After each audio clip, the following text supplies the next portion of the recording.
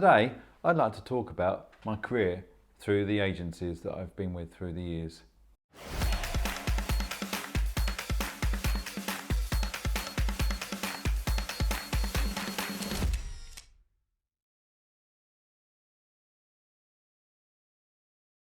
Greetings YouTubers, my name is Paul and this is Diary of a Stock Photographer. Today, I'd like to talk about my career through the agencies that I've been with through the years.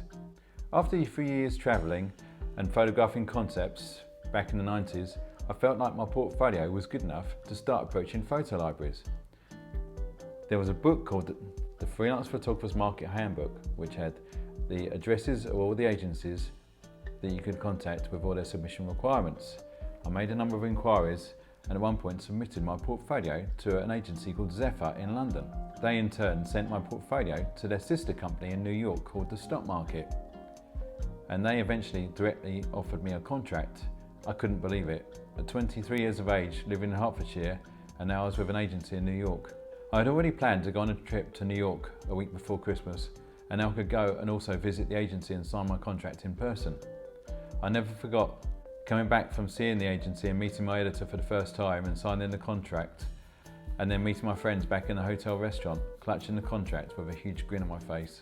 My friends who I travelled with, successful stock photographers with other agencies, but created a, "Ooh, look at you!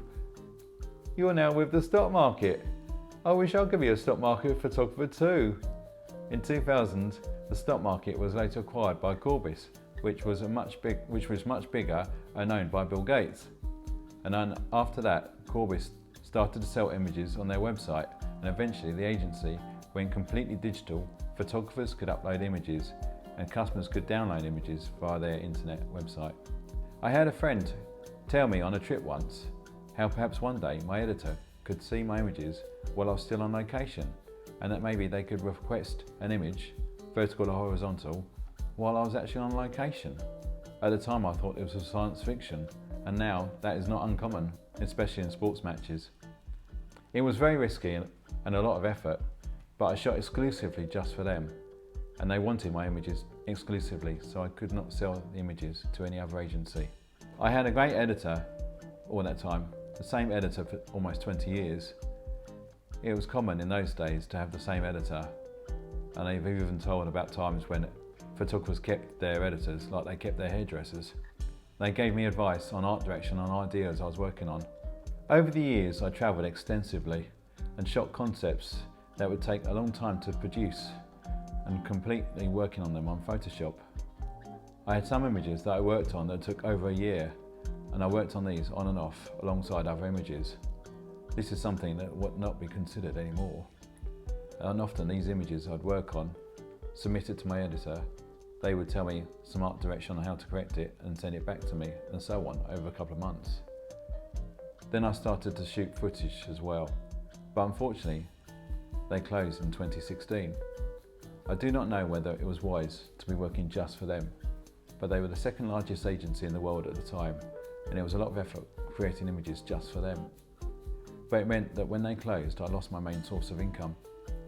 When they closed, I had 2 images in the top 100 highest grossing images of all time with them, which I think is pretty good out of a total of 80 million images.